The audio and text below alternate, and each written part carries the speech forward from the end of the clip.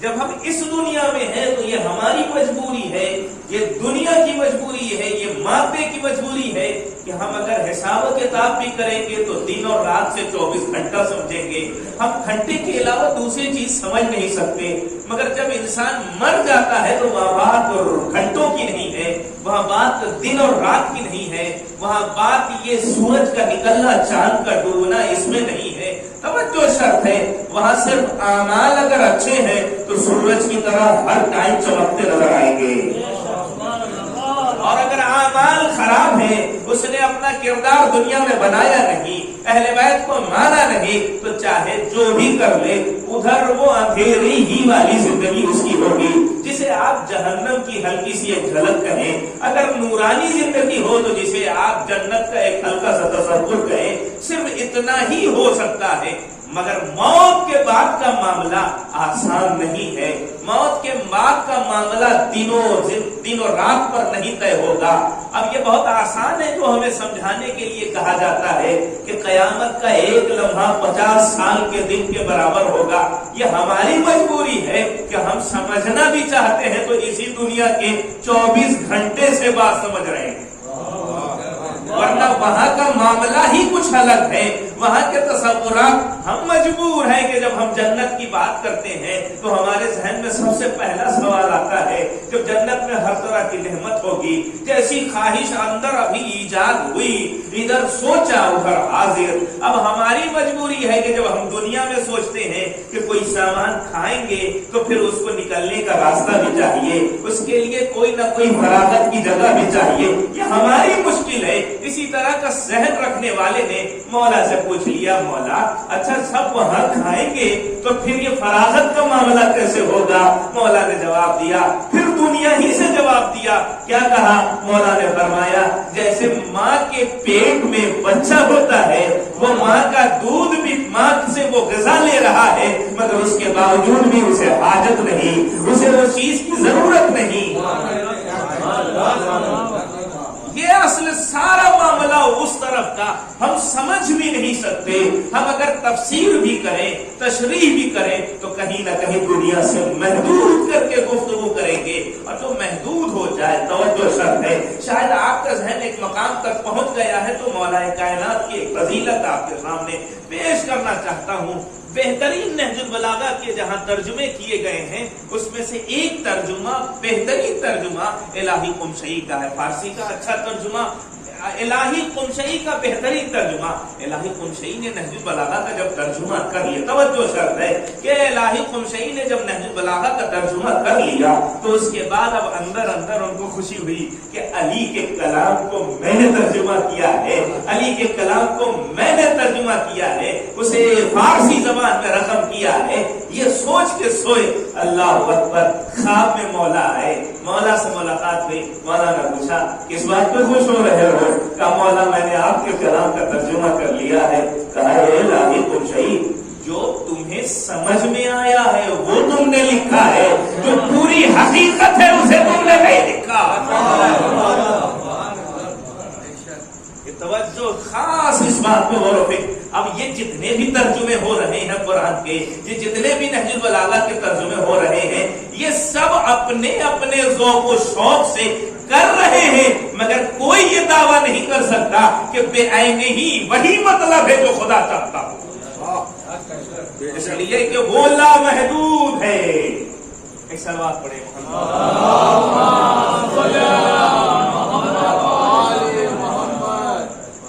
وہ لامحدود ہے، توجہ شرط ہے۔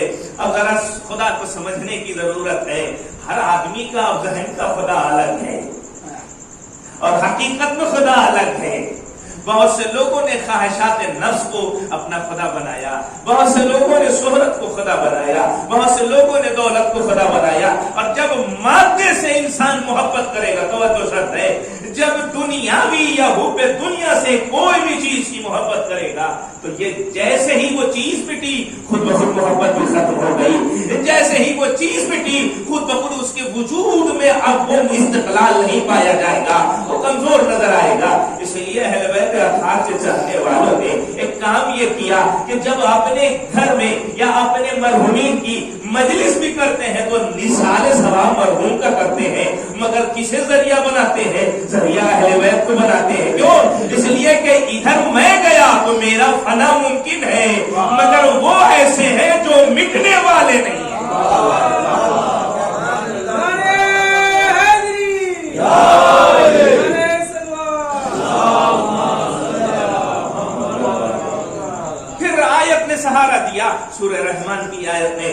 कुल्लु मन अलैहा फान, हर चीज मिट जाएगी। वयब्का वजहु रब्बिका ज़ुल जलाली वल इकराम, लेकिन सिर्फ खुदा का चेहरा, यहाँ पे खुदा के चेहरे से मुराद वही बात आएगी जो हमारे भाई ने कहा था कि ये मुहकम और मुतशाबिह किसे कहते हैं। मैं यहीं पे थोड़ा सा इस बात को पेश करने के बाद वो मुहकम मुतशाबिह की गुफ्तगू करूंगा।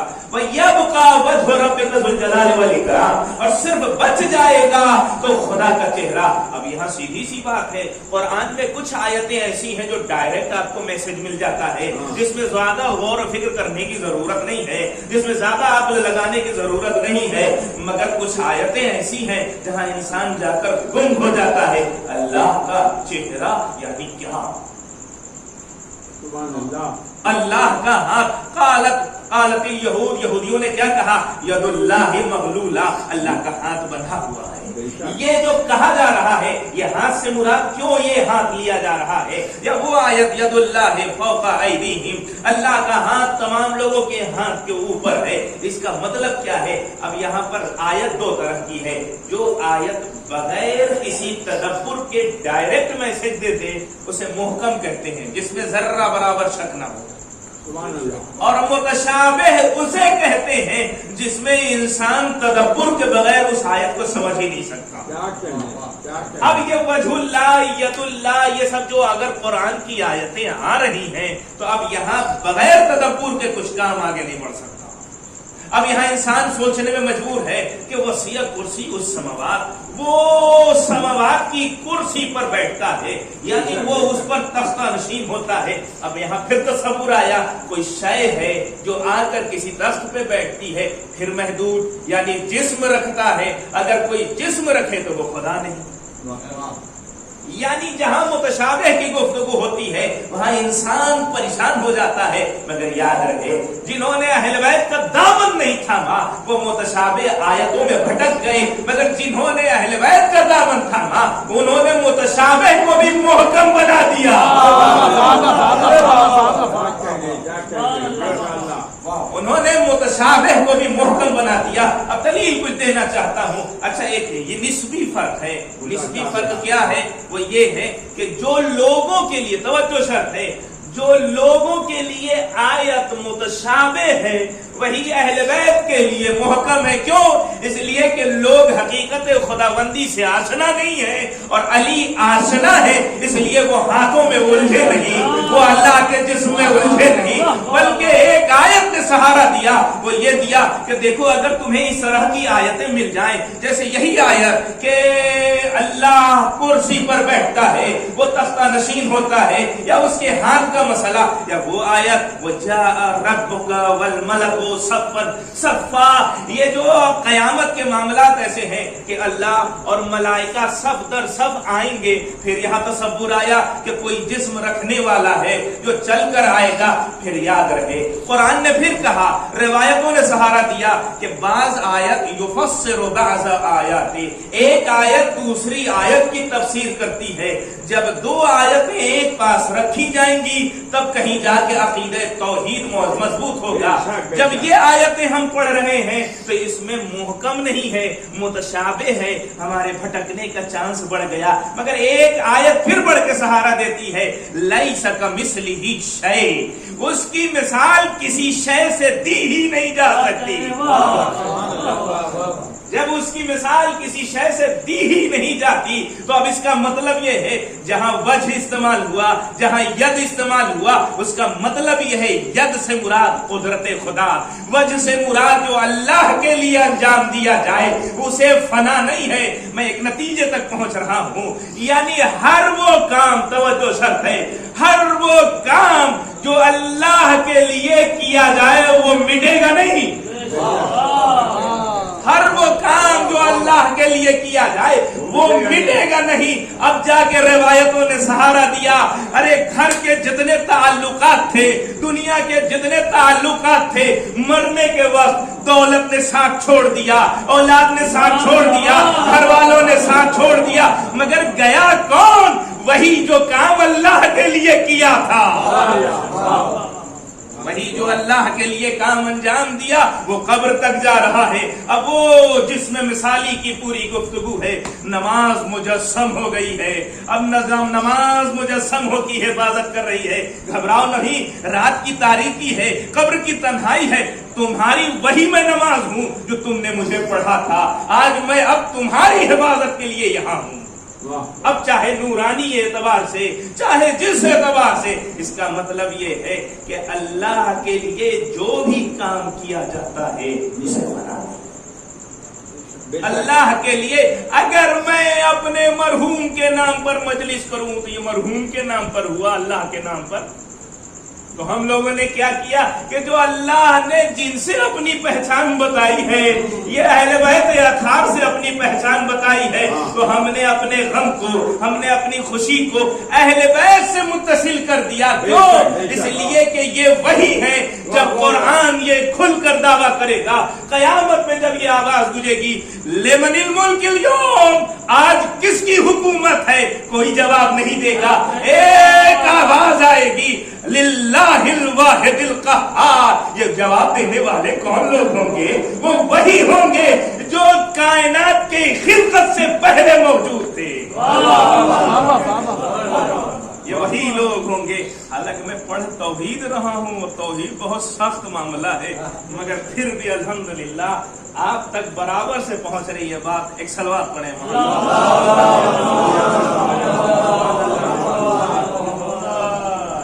توحید کا معاملہ، ارے بہت سے لوگ اب محکم اور متشابہ سمجھ میں آ گیا.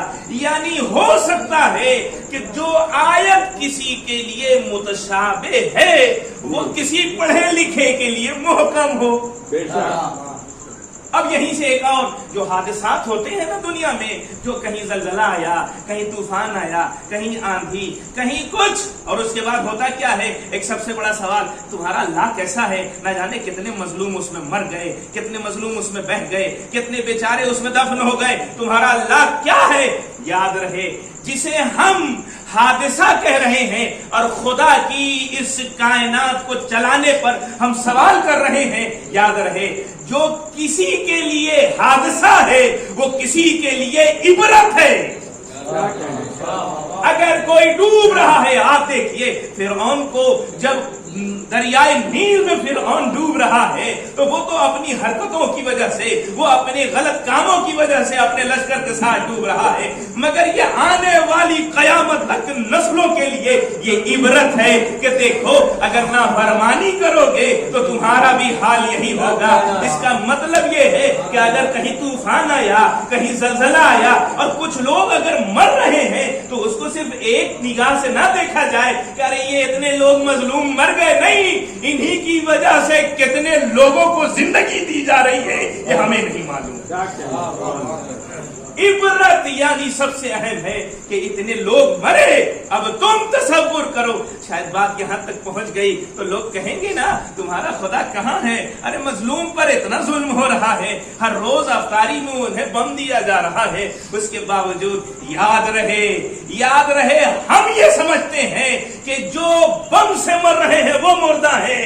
نہیں، ارے وہ اتنے اچھے شہید ہو رہے ہیں کہ وہ ہم جیسے مردوں کو زندگی دے کے جا رہے ہیں. 29,000 لوگ جو شہید ہو گئے، ان کا سب سے بڑا فائدہ ہم جیسے مردہ لوگوں کو زندگی دینا.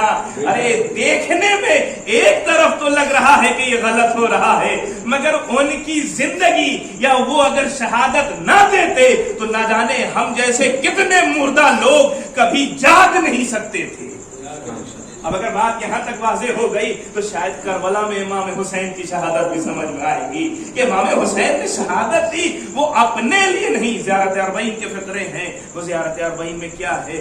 امام فرماتے ہیں میں نے اس لیے شہادت کی مجھے ملی ہے، اس لیے کہ میں یہ چاہتا تھا کہ اے خدا تیرے بندوں کو میں گمراہی اور جہالت سے باہر نکالوں. میں اس لیے پوری زیارت اربعین کا لب لباب یہی فقرہ ہے زیارت اربعین کا. بذل مہجتہ فی لیستنقذ من عبادک من الضلال والجہالہ. میں اس لیے اس منزل پر پہنچا ہوں کہ تاکہ تمہارے آنے والے آئندہ جو تیرے بندے ہیں وہ گمراہی سے بھی بچیں اور جہالت سے بھی بچیں. اب اگر ہم امام کے چاہنے والے ہیں تو ہمیں ان دونوں صفت سے باہر ہونا چاہیے, گمراہی سے بھی اور جہالت سے بھی. اس لیے کہ امام کی شہادت کا مقصد یہی تھا. ایک صلوات پڑھیں.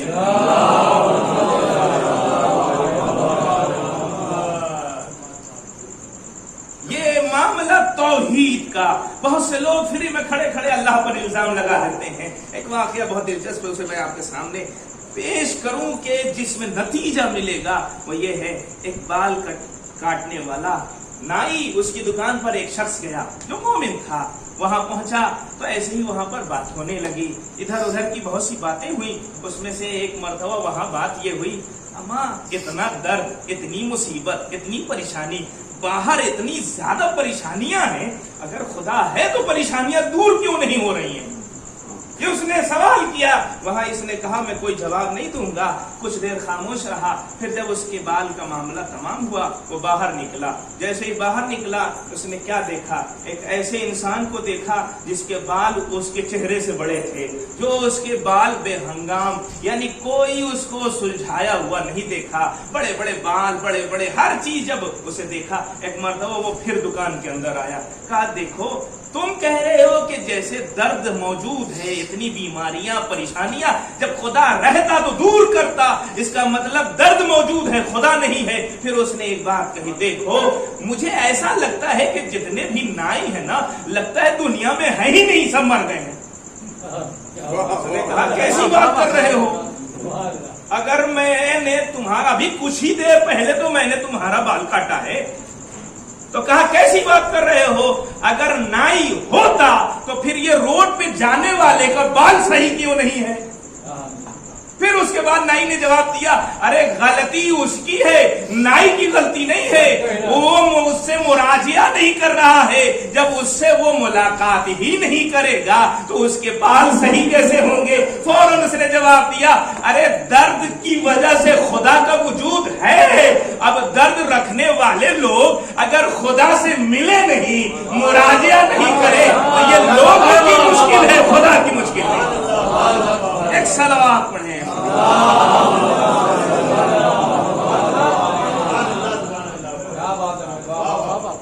یہ لوگوں کی مشکل ہے, خدا کی مشکل نہیں ہے.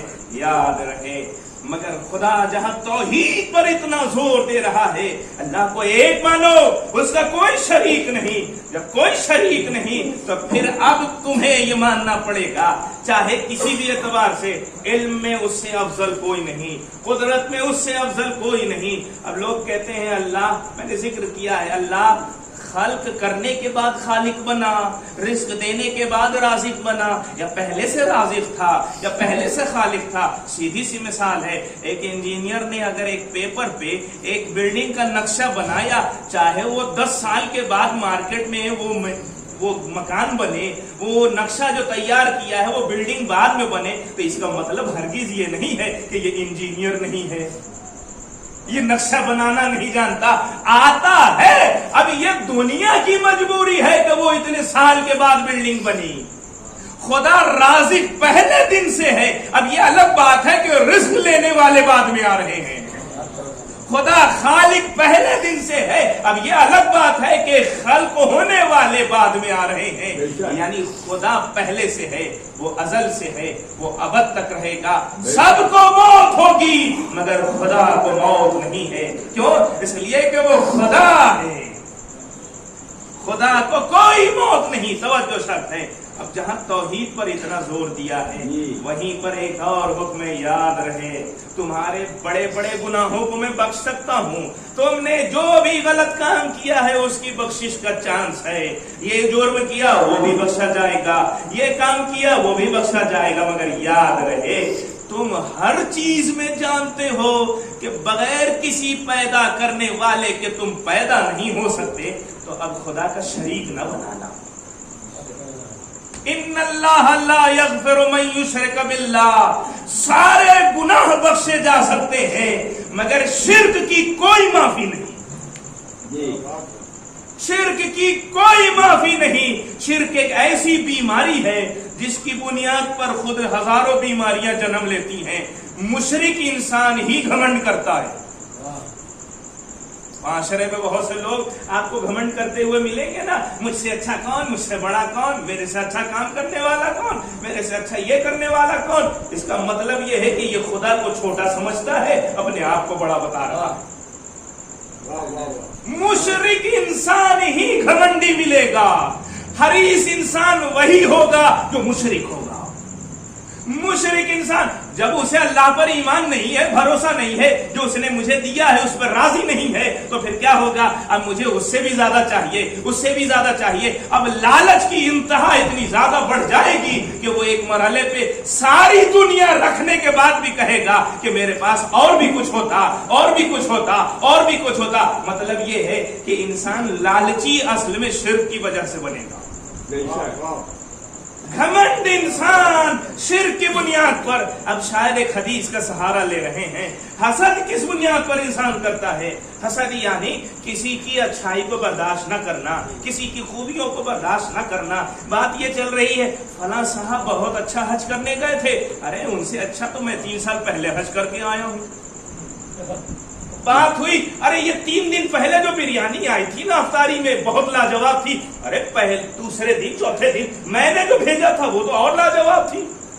ये क्यों ऐसा है कि हम अपने आप को आगे बताएं? सिर्फ जलन और हसद का मामला ये है कि हम समझते हैं कि हसद में हम जिससे हसद कर रहे हैं उसका नुकसान हो रहा है। हसद में नुकसान अपना होता है, अंदर से वो जलते जलते एक दिन उसका वजूद ही खत्म हो जाता है। हसद भी इंसान शिर्क की बुनियाद पर करता है। अब मैं इसलिए जिक्र कर रहा हूं कि आपको बात समझ में आएगी। बाहर तलाश नहीं करना है मुशरिक कौन लोग हैं। जब भी मुशरिक की बात होती है, अरे वो जो खुदा को नहीं मानते, अरे वो भी मुशरिक ही की हद में जाएंगे। जो मानते हैं जबान से अल्लाह अल्लाह, मगर सबसे छोटा खुदा को मानते हो। तकब्बुर की बुनियाद पर, हसद की बुनियाद पर, हिर्स की बुनियाद पर, लालच की बुनियाद पर। इसका मतलब यह है शिर्क की 2 किस्में हैं, शिर्क जली, शिर्क खफी। शिर्क जली वो है जो खुलेआम कहते हैं कि अल्लाह 2 लोग मिल के बने या 3 लोग मिल के खुदा बने, वो अलल ऐलान जो कहते हैं वो मुशरिक हैं। मगर शिर्क खफी मालूम है किसे कहते हैं? एक इंसान नमाज में खड़ा हुआ, नमाज कौन पढ़ेगा? मुसलमान ना। मुसलमानों में कौन पढ़ेगा अच्छी नमाज? अली वाले पढ़ेंगे ना। खड़ा हुआ नमाज में अल्लाह अकबर। अब इधर गाढ़ी गाढ़ी क़राअत चल रही है और अंदर से ये है, हाँ मेरी गाढ़ी क़राअत से वो मुतवज्जिह होंगे कि मैं कितनी अच्छी तिलावत कर रहा हूँ, मैं कितना अच्छा रुकू कर रहा हूँ, मैं कितना अच्छा सजदा कर रहा हूँ। एक अजीब मामला है, तवज्जो शर्त है। ये शिर्क खफी है, यानी वो पोशीदा शिर्क जिसकी मिसाल रिवायत में दी गई है। अंधेरी रात में, रात की वो तारीकी, उसमें भी काला पत्थर, काले पत्थर के ऊपर काली चींटी, और उसका चलना इतना सख्त है शिर्क को महसूस करना। शिर्क आसान नहीं है, बहुत सख्त मरहला है। इंसान सारा काम करने के बाद बस ये कह दे कि मैंने किया, यही तो हो गया मामला खराब। यहीं पे मामला खराब हो गया। नमाज पढ़ रहा है, अंदर से तसव्वुर ये है कि खत्म हो जाए तो वो फला आदमी कहे कितना लंबा रुकू करता है, कितना अच्छा सजदा करता है। फिर रिवायत ने सहारा दिया, अरे जिसके लिए तुमने नमाज पढ़ी थी उसी से तुम उसकी सजा और जज़ा तलब करो। तुमने मेरे लिए पढ़ी ही नहीं है, इसलिए न मैं तुम्हें इनाम दूंगा, न मैं तुम्हें कुछ दूंगा। क्यों? जिसके लिए पढ़ी है उसी से लो, उसी से लो। यानी अब इसका मतलब सिर्फ वहां पे जाकर मुशरिक तलाश नहीं करना है। अब हम अपने आप को काम अल्लाह के लिए करना है। तवज्जो शर्त है, जहां सिर्फ खुलूस हो, जहां सिर्फ खुलूस हो, वो शिर्क से इंसान बाहर निकल सकता है। यहां तक बात पहुंच गई, इंसान हिर्स करने लगता है, तकब्बुर करने लगता है, हसद करने लगता है। अब हसद के लिए रिवायत में 2 रिवायत पढ़ता हूँ। हसद के लिए रिवायत आई है, अल हसदु याकुलुल ईमान कमा ताकुलुन नारल हतब। حسد ایمان کو ایسا کھا جاتی ہے جیسے آگ لکڑی کو کھا جاتی ہے. بے شک حسد ایمان کو ایسا کھا جاتی ہے جیسے آگ لکڑی کو کھا جاتی ہے. پھر ایک روایت سہارا دیتی ہے, وہ یہ حب علی یاکل الذنوب کما تاکل النار الحطب. ارے علی کی محبت گناہوں کو ایسا کھا جاتی ہے جیسے آگ لکڑی کو کھاتی ہے. ذرا دونوں حدیث کو ملا کر نتیجہ حاصل کرنا ہے. علی کی محبت سارے گناہوں کو کھا جاتی ہے جیسے آگ لکڑی کو کھا جاتی ہے. اسی طرح حسد ایمان کو ایسا کھا جاتی ہے جیسے آگ لکڑی کو کھا جاتی ہے. نتیجہ 2-4 یہی ہے کہ جو علی کا چاہنے والا ہے وہ حاسد نہیں ہوگا. اگر کوئی حسد کر رہا ہے تو پھر وہ علی کا چاہنے والا نہیں ہے. اس لیے کہ وہ ایمان اس کا چلا گیا. علی کل ایمان ہے, اس پہ ضرب کون سی چیز لگا رہی ہے؟ حسد. اب سمجھ میں آیا؟ یہ سارے گناہ اصل میں شرک سے پنپتے ہیں.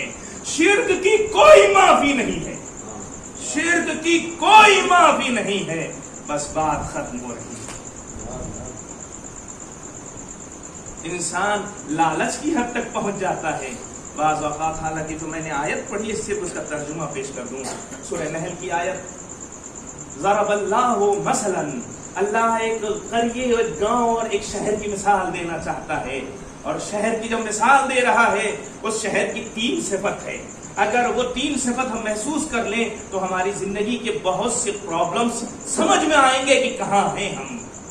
بہت سی مشکلات اسی سے ملیں گی تو ہمیں حل اسی سے ملے گا. ضرب اللہ مثلا, اللہ مثال دے رہا ہے کس کی؟ قریتن, ایک ایسے گاؤں کی. کون سے لوگ؟ یہ گاؤں والے کیا کرتے تھے؟ کانت آمنتن, یہ گاؤں والے مومن تھے. شہر کی مثال, کسی بھی خاندان, کسی بھی محلے, اس کی مثال اگر دینا چاہتے ہیں, اور کیوں پریشانی نہ ہو, ہر طرف ایک ہی اعتبار سے سکون ہی سکون ہو, بے چینی نہ ہو. پہلی شرط, اگر شہر مومن ہو, ایمان والے ہوں تو پہلا مرحلہ طے. اور ایمان کا لازمہ ہے دوسری صفت مطمئنتن, ایمان اطمینان لاتا ہے. ایمان اطمینان لاتا ہے. اب سیدھی سی بات ہے, اگر ہم لوگوں کو ایمان یہ ہو گیا کہ جو میرا حق ہے وہ کوئی چھین نہیں سکتا, جو مجھے رزق ملنا ہے وہ کوئی چھین نہیں سکتا, اور جو مجھے رزق ملنا ہے اس سے کوئی زیادہ دے نہیں سکتا. اس کا مطلب یہ ہے کہ اگر ایمان مضبوط ہو گیا تو اب میں کسی کے بھی پیسے پہ نظر نہیں لگاؤں گا. تب کہیں جا کے اطمینان کا مرحلہ آئے گا. اور جب اطمینان کا مرحلہ آئے گا, ارے قرآن کی آیت ایسا لگ رہا ہے کہ ہماری زندگی کو بیان کر رہی ہے. وہ پھر آگے کا حصہ جو تیسرا جو نتیجہ ہے, دیکھو اگر ایماندار ہو گئے اور ایمان کا نتیجہ, ایمان کا دوسرا فائدہ یہ ہے کہ اطمینان آ گیا, تو اس کا خود بخود فائدہ یہ ہوگا یاتیہا رزقہا من کل مکان. جب سب اپنے اپنے اعتبار سے اللہ کو ماننے لگیں گے, ایمان سب کے اندر آ جائے گا, سب کے پاس اطمینان آ جائے گا, تو اب پھر معاشرے میں کہیں سے کسی کا کوئی حق لوٹنے کا کانسیپٹ نہیں ہوگا. خود بخود اقتصاد بہت اچھا ہو جائے گا, اکنامک سب کے اچھے ہو جائیں. کیوں؟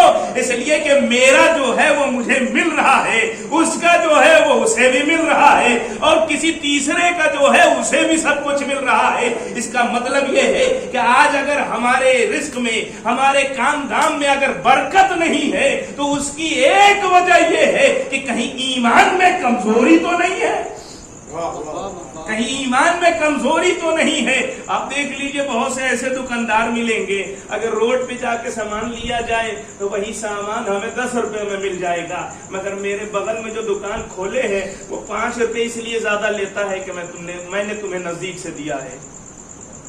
کیوں زیادہ لے رہے ہو؟ اگر کم ہی فائدے میں بزنس کرو تو برکت اسی میں اللہ نے رکھی ہے. برکت اسی میں اللہ نے رکھی ہے. بہت سے کام بہت سی چیزوں کا ہم ریٹ جانتے تک نہیں ہیں, لایا کتنے میں ہے, مگر چونا ہی لگانے میں بس ایک دوسرے کو دھوکا وہ نہیں جانتا ہے 100 کی چیز میں 400 میں بیچ دوں. ارے ٹھیک ہے سامنے والے نے خرید لیا مگر خدا تو اندھا نہیں ہے, خدا تو اندھا نہیں ہے, وہ بدلہ ضرور لے گا. اور جب دھوکے ہی پہ سب کام ہو تو آپ بتائیے کہاں برکت ہوگی, کہاں کسی کے رزق میں اس طرح سے برکت نظر آئے گی جب سب ایک دوسرے کو دھوکہ دینا شروع کر دیں. اب آپ مجھے یہ بتائیے کہ ابھی یہاں اس عزاخانے میں سب اپنی اپنی جگہ پہ بیٹھے ہیں, کسی کو تکلیف ہو رہی ہے؟ تکلیف کب ہوگی؟ جب کسی کی جگہ پہ ہم قبضہ کرنا چاہیں.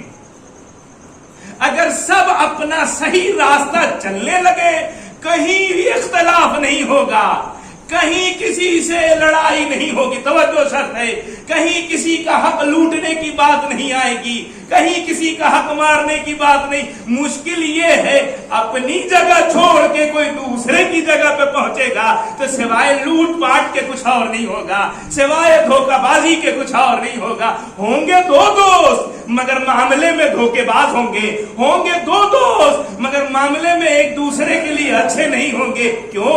اس لیے کہ راستہ اور ٹریک بھول گئے, راستہ اور یہ جو طریقہ ہے اسے بھول گئے. توجہ شرط ہے. پھر آیت پڑھ کے سہارا دے رہی ہے, یہی آیت وَكَفَرَتْ بِأَنْعُمِ اللَّهِ, اگر اللہ کی نعمت کا تم نے کفران کیا یعنی نعمت خدا کو ٹھکرا دیا تو اب اس کا نتیجہ کیا ہے؟ اس کا نتیجہ یہ ہے فَأَذَاقَهَا اللَّهُ لِبَاسَ الْجُوعِ وَالْخَوْفِ. اب تم نے نعمت کا صحیح استعمال نہیں کیا. اللہ نے دیا تھا کہ کم فائدے میں زیادہ تم فائدہ اٹھا لو, کم پروفٹ رکھ کے زیادہ فائدہ اٹھاؤ, تمہارا مال بھی زیادہ بکے گا, تمہارے کسٹمر بھی زیادہ بنیں گے, مگر تم نے نقصان پہنچانا شروع کر دیا. اب دیکھو جن لوگوں نے جو بھی کفران نعمت کرتے ہیں تو اب اللہ کی طرف سے انتظام یہ ہے کہ اللہ ایسے لوگوں کو بھوک اور خوف اور ڈر کا مزہ چکھانا شروع کر دیتا ہے. بھوک اور خوف کا مزہ اب چکھنا پڑے گا. اب اس کا مطلب یہ ہے کسی گھر میں ڈر کا ماحول ہے یا بھوک کا ماحول ہے, کسی محلے میں اگر ڈر کا ماحول ہے بھوک کا ماحول ہے, کسی شہر میں ڈر کا ماحول ہے بھوک کا ماحول ہے, اور اگر کسی دیش میں ڈر کا ماحول ہے بھوک کا ماحول ہے, اس کا مطلب یہ ہے نعمت الہی کا غلط استعمال کیا گیا ہے جس کی وجہ سے لوگ ان دو چیزوں میں مبتلا ہو گئے. اور اگر صحیح استعمال ہوگا تو کوئی کسی کا حق مارے گا ہی نہیں. آپ دیکھیے اگر ایمان مضبوط ہو جائے تو پھر مسئلہ ہی آسان ہے. یہاں تک میں آپ کو لے کر آیا ہوں, ایمان کا سارا دار و مدار ہے. ایمان اگر مضبوط ہے مسئلہ آسان ہے. اب وہ میں پورا ایک موضوع ہے کہ ایک جوانوں کا سب سے بڑا ٹینشن یہ ہے رزق و روزی کمانا کھمانا یہ کیسے ہو. یہ ایسا ٹینشن ہے کہ اس میں وہ بیچارے پریوان چڑھ رہے ہیں اور ہزاروں ٹینشن اسی سے بنے ہوئے ہیں. اس کا بھی 5 سلوشن ہے, کبھی انشاءاللہ پھر ذکر کروں گا. یا کہاں سے یہ بے چینی شروع ہوتی ہے اگر وہ معلوم ہو جائے تو بہت سے مسئلے ہمارے لیے آسان ہوتے ہوئے نظر آئیں گے. مگر سارا معاملہ ایمان ہے. اگر ایمان اچھا ہے ہم کسی کا حق نہیں لوٹیں گے. اگر ایمان اچھا ہے کسی نے لوٹ لیا ہے تو اللہ کو بڑا مان کے اسی کے حوالے کر دیں گے. بے شک. دعائے کمیل کے فکرے اگر آیا آپ کے ذہن میں ہو, پروردگارا جو لوگ مجھ سے مکر و فریب کریں تو ان سے بدلہ لے لے, اس لیے کہ میں بدلہ لوں گا تو میں اپنی توانائی سے لوں گا, مگر تو بدلہ لے گا تو تو اپنی توانائی سے بدلہ لے گا. اور اللہ اگر کسی سے بدلہ لے لے پھر وہ کہیں کا نہیں رہے گا. ارے جس چیز پہ وہ ناز کرے گا کہ میں اپنے ملک کی حفاظت اس اسلحے سے کرتا ہوں, اس اسلحے کو بھی اللہ والے مار دیں گے. یہ آج کی خاص خبر تھی جس کو میں نے اشارہ کیا. ایمان اگر مضبوط ہے. اب روایت نے سہارا دیا. یزید کے لشکر سے کہنے والوں نے کہا, کیا کہا؟ عجیب بات ہے, مر ادھر بھی رہے ہیں مر ادھر بھی رہے ہیں, मगर हुसैन के चेहरे पे मुस्कुराहट है, इत्मीनान है, सुकून है, और इधर बेचैनी है। का वजह क्या है? वजह सिर्फ ये है, हुसैन इब्न अली जानते हैं जिस लिए पैदा किया था उस मकसद को मैं पूरा करना, जो अमानत उसने दी थी वो अमानत को सही और सालिम पहुंचा रहा हूं, इसलिए यहां बेचैनी नहीं है। रिवायत मख्तल के सहारा देते हैं, वो क्या है? हर जनाजे पे हुसैन का सजदे शुक्र करना यह आसान नहीं है। कब? जब खुदा की मारिफत और ईमान मजबूत है, जिसकी वरना इब्ने जियाद ने बहुत बड़ा हमला किया था। क्या कहा था? किस खुदा को मानती हो जिसने तुम्हारे अली अकबर को मार दिया? किस खुदा को मानती हो जिसने तुम्हारे भाई हुसैन को कत्ल कर दिया? मगर ज़ैनब जिस खुदा को पहचान रही थी, इब्ने जियाद तू जिसे मुसीबत समझ रहा है, हम उसे मुसीबत नहीं मानते, बल्कि हमने हर चीज में अल्लाह को अच्छा पाया। जालिमों की तरफ से अजीब इंतजाम किया गया। अहले बैत अतहार का इस तरह से इंतजाम, कूफे के हालात, जब ये काफिला कूफा पहुंचा है और वहां जब कैद खाने में रखा गया है तो ऐलान करा दिया गया। क्या ऐलान कराया गया? जो भी चाहता है, अहले बैत हरम से मिलना चाहता है, वो जिस वक्त चाहे वो आकर कैद खाने में मिल ले। अज़ादारों, ज़ैनब के लिए बहुत सख्त था कूफा। ज़ैनब के लिए कूफा बहुत सख्त मरहला था। क्यों? इसलिए कि ज़ैनब हर बार बस ये चाहती थी कोई पहचानने वाला ना आ जाए, कोई जानने वाला ना आ जाए, कोई पहचानने वाला ना आ जाए। क्यों? इसलिए कि कूफा वो जगह है जहाँ ज़ैनब ने कई लोगों को कुरान की तालीम दी है। ये कूफा वो जगह है जहाँ ज़ैनब को शहजादी कहा जाता था। ये कूफा वो जगह है जहाँ ज़ैनब की एक इज्जत है, एक मकाम है। मगर ये दुश्मनों की तरफ से हमला था कि जब जानने वाले पहचानने वाले पहुंचेंगे तो इनकी रूह पर हमला होगा। मगर हाँ, मख्तल ने सहारा दिया। अरे जब उम्मे हबीबा ने अपनी कनीजों को भेजा, जाओ इन भूखे कैदियों को अरे ये खजूर दे देना। अरे जैसे ही खजूर लेकर पहुंचे फिर वापस कर दिया। एक मर्तबा उम्मे हबीबा से कहा, अरे जिसे हमने खजूर देना चाहा उन लोगों ने ये कह के वापस कर दिया, खजूर हम पर हराम है। एक मर्तबा उम्मे हबीबा तड़प गई, अरे ये कौन लोग हैं जिन पर ये खजूरें हराम है। एक मर्तबा उम्मे हबीबा घर से बाहर निकली, अरे काबिले तक पहुंची, अरे ज़ैनब से मुकालमा करने लगी, ए बीवी, अरे आप पर खजूर हराम है, मैं बस इतना जानती हूँ, अरे जो अहले बैत हराम होते हैं उन्हीं पे ज़कात अरे हराम होती है। आप कौन हैं? आप कहाँ की हैं? एक मर्तबा ज़ैनब ने कहा, हम मदीने के रहने वाले हैं। उम्मे हबीबा तड़प गई, ए बीबी, आप मदीने में कहाँ रहती है? अरे हम मोहल्ले बनी हाशिम में रहते। एक मर्तबा जैसे ही कहना था, एक मर्तबा उम्मे हबीबा ने पूछा, अरे मोहल्ले बनी हाशिम में मेरे आका हुसैन इब्ने अली रहते हैं, मेरी आका ज़ानी ज़ैनब कुलसूम रहती है, क्या आप उन्हें पहचानती है? अरे जैसे ही उम्मे हबीबा ने कहा, एक मर्तबा ज़ैनब ने कहा, ए उम्मे हबीबा, अगर ज़ैनब को देखोगी तो पहचान लोगी। ए बीवी, अरे हमने उन्हीं के सामने पढ़ा है, मैं उन्हें अच्छे से जानती हूँ। एक मर्तबा ज़ैनब ने कहा, ए उम्मे हबीबा, अरे मैं ज़ैनब हूँ, ये उम्मे कुलसूम, ये हुसैन की बेटी सकीना, और वो नोके नज़े पे जो सर रखा है वो मेरे भाई हुसैन का सर है। अरे जैसे उम्मे हबीबा ने सुना मातम शुरू।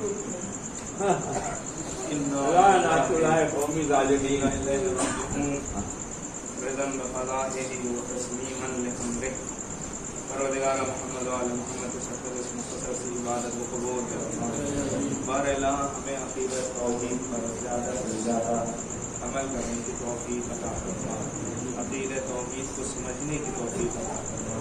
بار الہ ہماری اگر عبادتوں میں کمیوں کاستی خدا اسے دور کرنا۔ بار الہ ہمیں اس وقت تک موت نہ دینا جب تک تو راضی نہ ہو جائے۔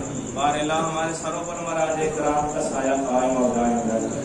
جو پریشان حال ہیں ان کی پریشانیوں کو دور فرما، جو مقروض ہیں ان کا قرض غیب سے ادا فرما، جو بے روزگار ہیں ان کو روزگار عطا فرما، جو باروزگار ہیں ان کے رزق میں برکت عطا فرما، جو بیمار ہیں ان کو شفائے کاملہ اور عاجلہ عطا فرما۔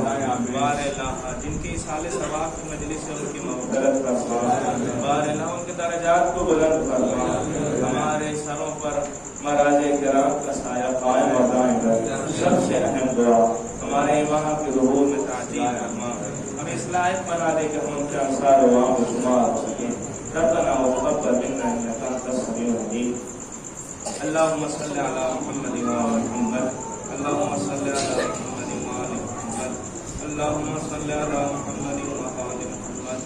بسم الله الرحمن الرحيم، الحمد لله رب العالمين، الرحمن الرحيم، مالك يوم الدين، إياك نعبد وإياك نستعين، اهدنا الصراط المستقيم، صراط الذين أنعمت عليهم غير المغضوب عليهم ولا الضالين۔ بسم الله الرحمن الرحيم، قل هو الله أحد الله الصمد لم يلد ولم يولد ولم يكن له كفوا أحد۔ بسم الله الرحمن الرحيم، قل هو الله أحد الله الصمد لم يلد ولم يولد ولم يكن له كفوا أحد۔ بسم الله الرحمن الرحيم، قل هو الله أحد الله الصمد لم يلد ولم يولد ولم يكن له كفوا أحد۔ اللهم صل على محمد وآل محمد، اللهم صل على محمد وآل محمد، اللهم صل على محمد وآل محمد۔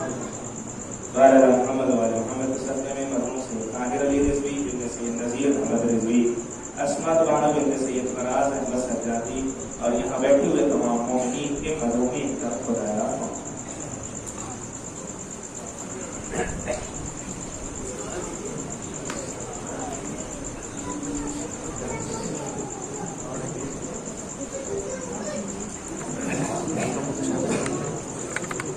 السلام علیکہ یا حبیب اللہ، السلام علیکہ یا نبی اللہ، السلام علیکہ یا محمد رسول اللہ، السلام علیکم ورحمۃ اللہ وبرکاتہ، السلام علیکہ یا ابا عبداللہ، السلام علیکہ یا ابن رسول اللہ، السلام علیکم ورحمۃ اللہ وبرکاتہ، السلام علیکہ یا غریب الغربا، السلام علیکہ یا معین الضعفاء والفقراء، السلام علیکہ یا سنجد شموس، السلام علیکہ یا نیس النفوس، السلام علیکہ یا سلطان عرب العجم، السلام علیکہ یا بلحسن علیم کے موسی رضا ورحمۃ اللہ وبرکاتہ، السلام علیکہ یا صاحب العصر والزمان، الامان الامان الامان، السلام علیکہ یا خلیفۃ الرحمن، السلام علیکہ یا امام انس والجان، السلام علیکہ یا مظہر الایمان،